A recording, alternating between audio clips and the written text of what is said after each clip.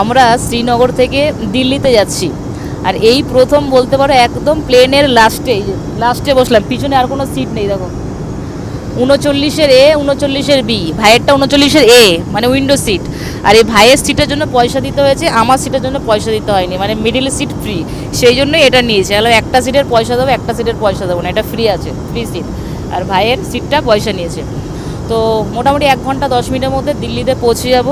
আর ভাইকে দিয়েছে ফ্রিতে জল ইন্ডিগো এয়ারলাইন্সে। কেমন লাগছে ফ্রিতে জল খেয়ে? ভালো। আর তো কিছু ফ্রিতে পাওয়া যাবে না, আর তো কিছু ফ্রিতে পাওয়া যাবে না, ওই যে জল সার্ভিস দিচ্ছে।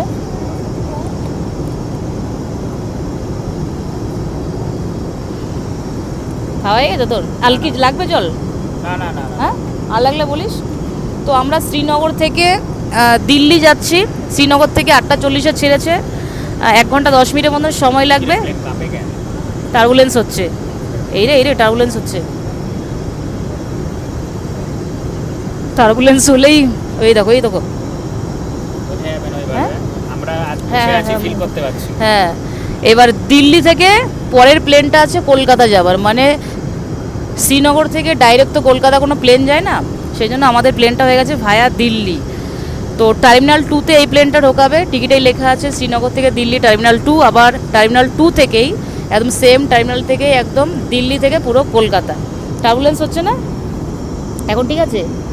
আর এই চাঁদটাকে না, আমরা যখন যাওয়ার সময় গিয়েছিলাম শ্রীনগর, তখনও দেখেছি দিনের বেলা, এখনও দেখেছি চাঁদটাই, যে এই হচ্ছে চাঁদ।